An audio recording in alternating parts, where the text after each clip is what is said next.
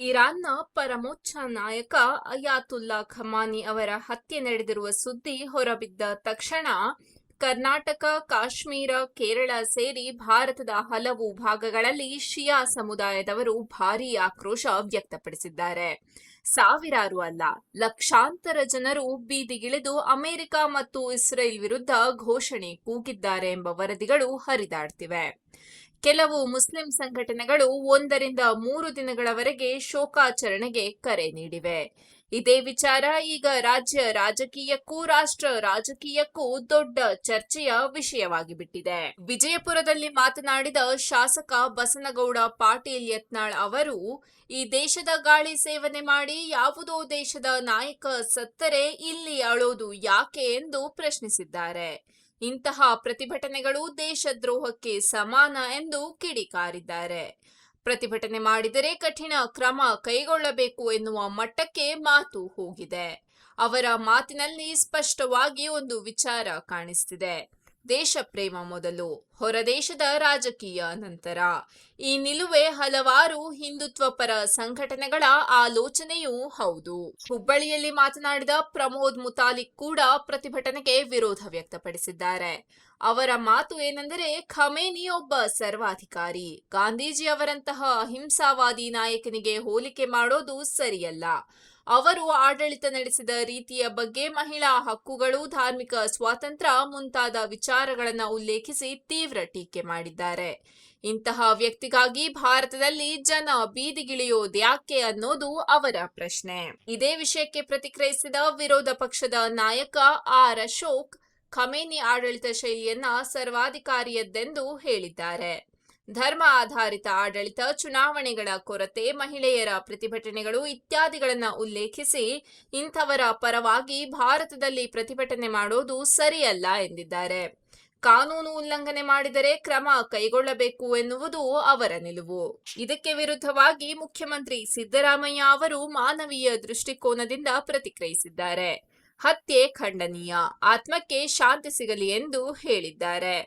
ಜೊತೆಗೆ ಅಮೆರಿಕದ ಅಧ್ಯಕ್ಷ ಡೊನಾಲ್ಡ್ ಟ್ರಂಪ್ ಅವರ ದ್ವಂದ್ವ ನಿಲುವನ್ನ ಟೀಕಿಸಿದ್ದಾರೆ. ಶಾಂತಿಯ ಮಾತು ಹೇಳುತ್ತಾ ಯುದ್ಧ ಮಾಡುವ ರಾಜಕೀಯದ ವಿರುದ್ಧ ತಮ್ಮ ಅಭಿಪ್ರಾಯ ವ್ಯಕ್ತಪಡಿಸಿದ್ದಾರೆ. ಸಿಎಂ ಹೇಳಿಕೆಯನ್ನ ಬಿಜೆಪಿ ಟೀಕಿಸಿದೆ. ಹೀಗಾಗಿ ಪ್ರಶ್ನೆ ಏನಂದ್ರೆ, ಯಾವುದೋ ವಿದೇಶಿ ನಾಯಕನ ಹತ್ಯೆ ಬಗ್ಗೆ ಭಾರತದಲ್ಲಿ ಇಷ್ಟೊಂದು ಆಕ್ರೋಶ ಯಾಕೆ?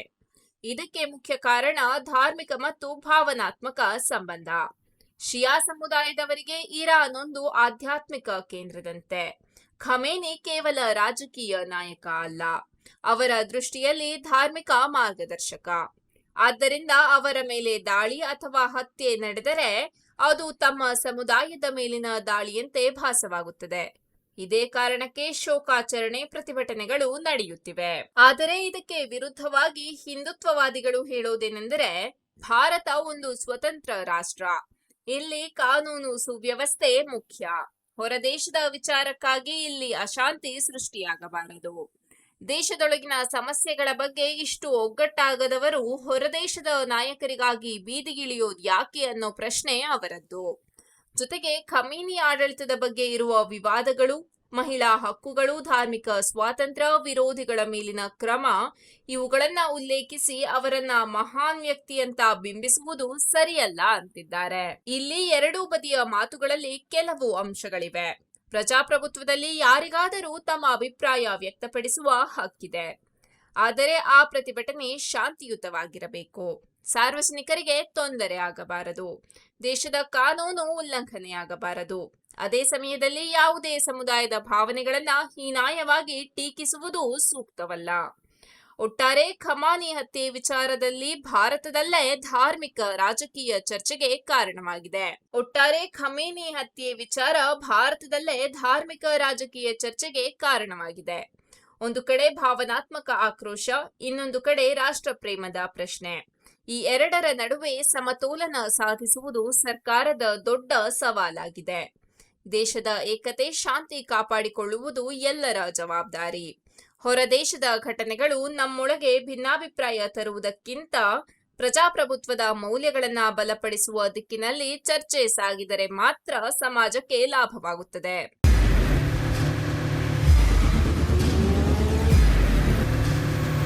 ಪ್ರಜಾಮಾರ್ಗ ನ್ಯೂಸ್, ಇದು ಜನಸಾಮಾನ್ಯರ ಧ್ವನಿ.